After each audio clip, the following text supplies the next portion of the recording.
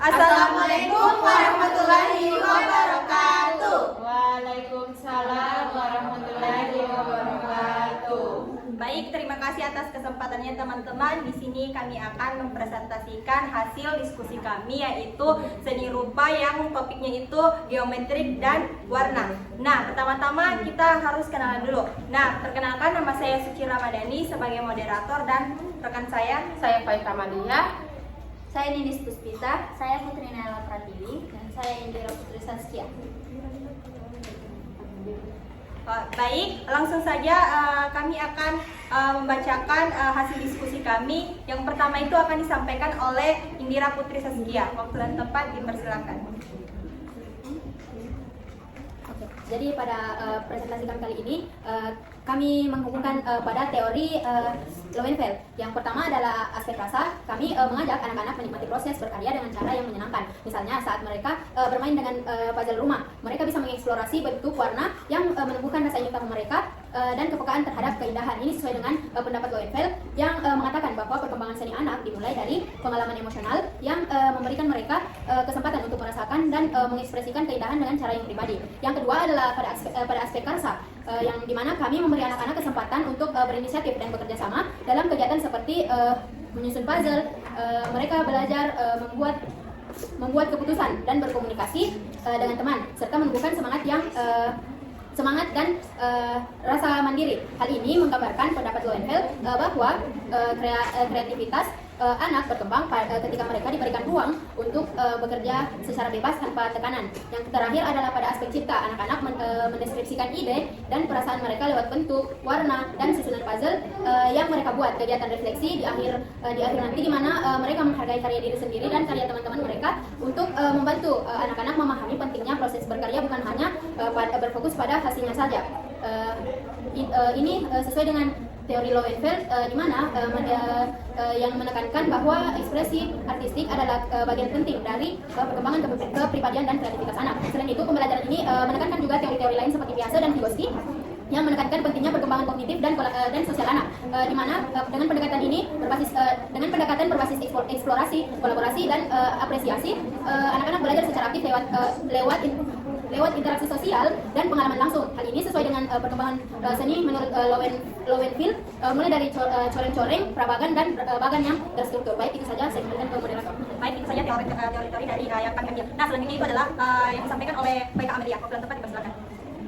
Yang pertama yaitu pembukaan, di mana saya akan menjelaskan tentang pembukaan kegiatan pembelajaran yang kami buat. Nah, pertama itu kami akan menyapa dan memberi salam anak-anak dengan hangat, misalnya seperti selamat pagi anak-anak, apa kabar hari ini? Tujuannya agar suasana menjadi akrab dan anak-anak merasa senang. Yang kedua, kami akan memperkenalkan diri secara singkat agar anak-anak lebih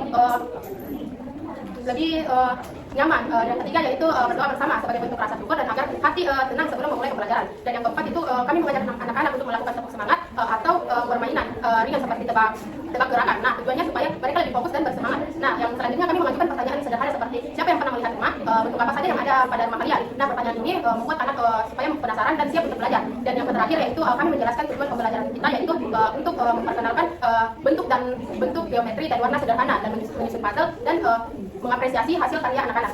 Saja, teman-teman. Baik, selanjutnya itu tahap apresiasi yang akan dijelaskan oleh Putri Nela Pratiwi. Waktu dan tempat dipersilakan. Baik teman-teman, selanjutnya itu kegiatan inti, di mana kita memasuki eksplorasi. Di eksplorasi itu ada rasa dan curiosity, di mana tahap ini bertujuan untuk menumbuhkan rasa. Rasa itu rasa penasaran dan nyaman saat belajar. Serta curiosity itu adalah rasa ingin tahu alami pada peserta didik. Jadi kami itu ingin menciptakan suasana kelas di mana anak-anak itu penuh dengan rasa ingin tahu dengan gembira pada saat mereka belajar. Jadi kami akan mengajak anak-anak untuk melihat berbagai bentuk geometrik melalui media puzzle rumah. Jadi puzzle ini kami buat bukan hanya sebagai alat permainan saja, tetapi kami rancang untuk sebagai media untuk menghubungkan ke dunia konkret yang mereka lihat setiap harinya dan dengan konsep bentuk dan warna dalam seni rupa. Jadi pertama-tama yang akan kami lakukan yaitu memperlihatkan potongan-potongan puzzle seperti segitiga, persegi panjang, dan lingkaran. Selain itu kami juga akan memberikan pertanyaan seperti siapa yang tahu ini bentuk apa, atau seperti jadi bentuk ini jika kami pasang di atas akan terdapat di bagian mana di dalam rumah itu. Jadi selanjutnya yaitu kami akan menciptakan keakraban dan memancing imajinasi siswa agar mereka itu tahu bahwa setiap bentuk dan warna itu memiliki fungsinya dan keindahannya tersendiri. Jadi pertanyaan seperti itu juga akan membuat rasa siswa seperti senang, akrab, dan pasti akan merasa penasaran. Jadi mereka akan menyentuh, membalik dan membandingkan bentuk-bentuk itu. Dari situ juga siswa akan merasakan keindahan dari bentuk dan warna, bukan hanya sekedar dia tahu nama-nama bentuk dan warna itu saja.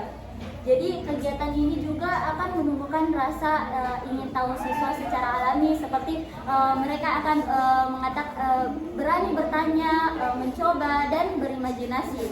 Kami ingin mereka itu tahu bahwa belajar itu sangat menyenangkan dan seperti mereka merasakan seperti saat berpetualangan yang sangat seru.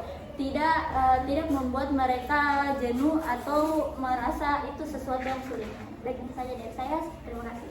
Baik, terima kasih. Selanjutnya itu adalah tahap kolaborasi. Nah, di mana tahap kolaborasi ini akan saya jelaskan sendiri. Nah, tahap kolaborasi ini adalah tahap kegiatan inti, di mana siswa itu, di mana kita itu akan membuat kelompok. Kita akan kita akan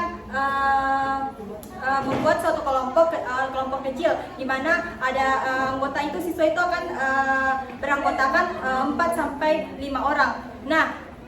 Dan setelah kami membuat kelompok, kami akan membagikan kepada siswa pasal-pasal tersebut, di mana ini adalah ada juga itu kolaborasi dan karsanya.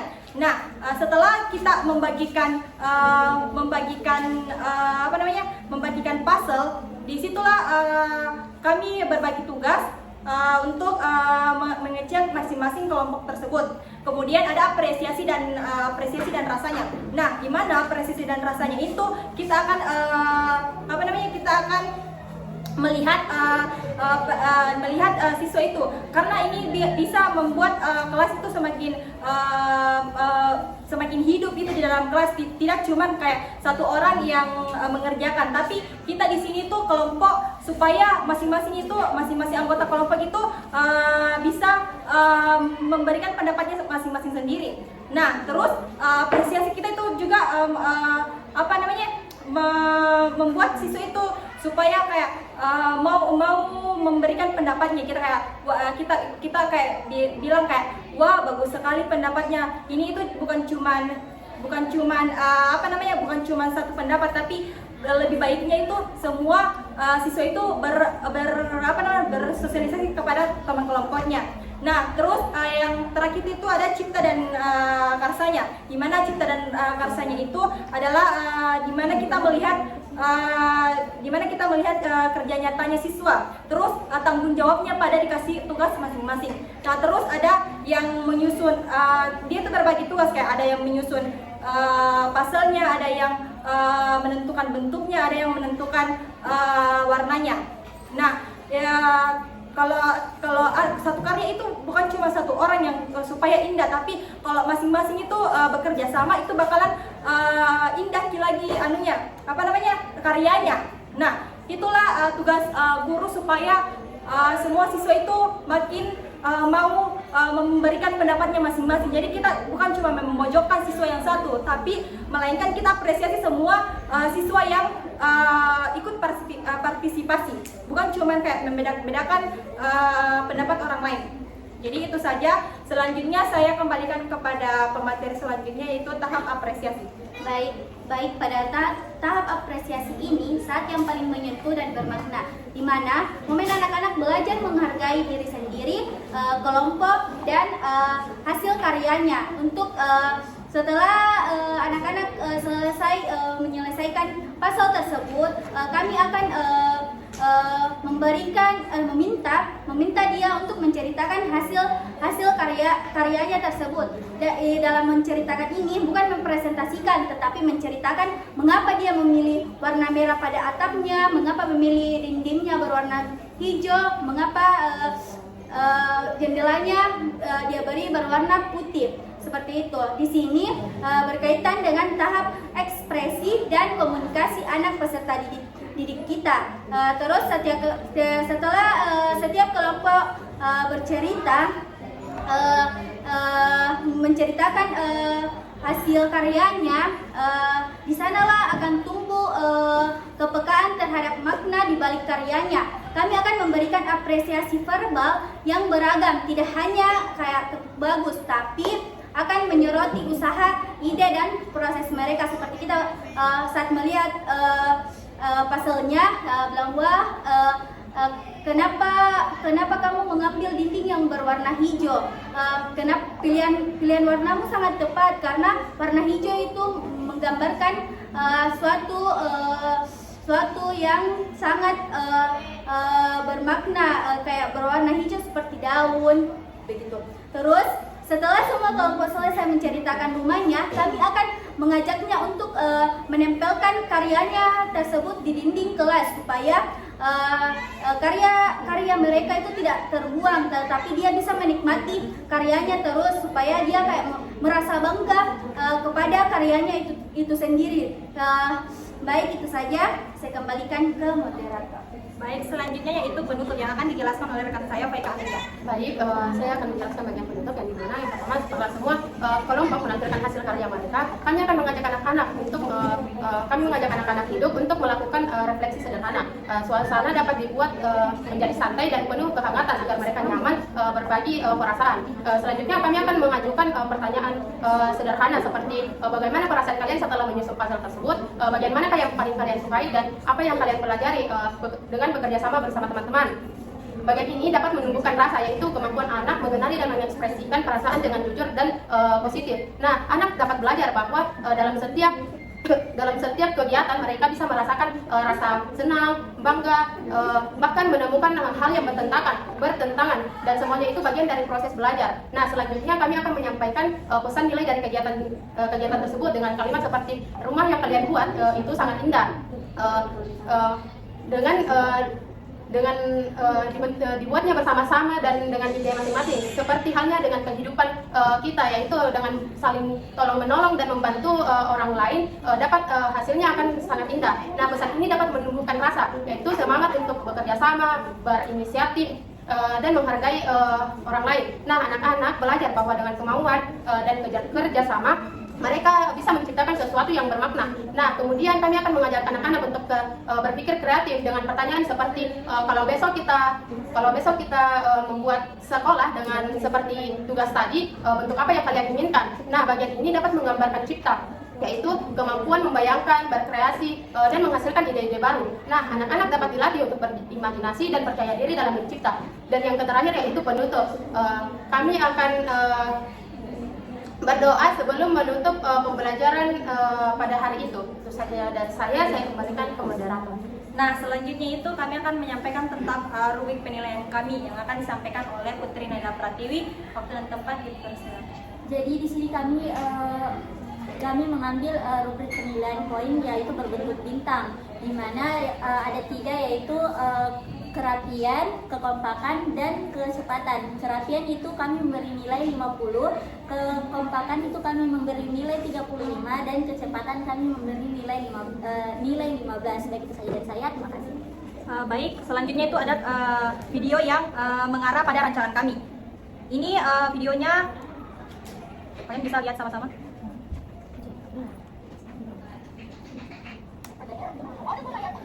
Ya, videonya itu seperti ini.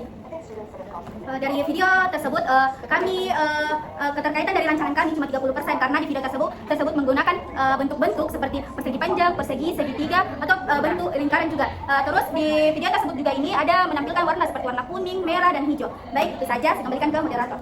Baik, itu saja presentasi dari kami, kelompok kami. Mohon maaf bila ada kekurangan dari kelompok kami. Kami tutup dengan wabillahi taufiq wal hidayah. Wassalamualaikum warahmatullahi wabarakatuh. Waalaikumsalam warahmatullahi wabarakatuh.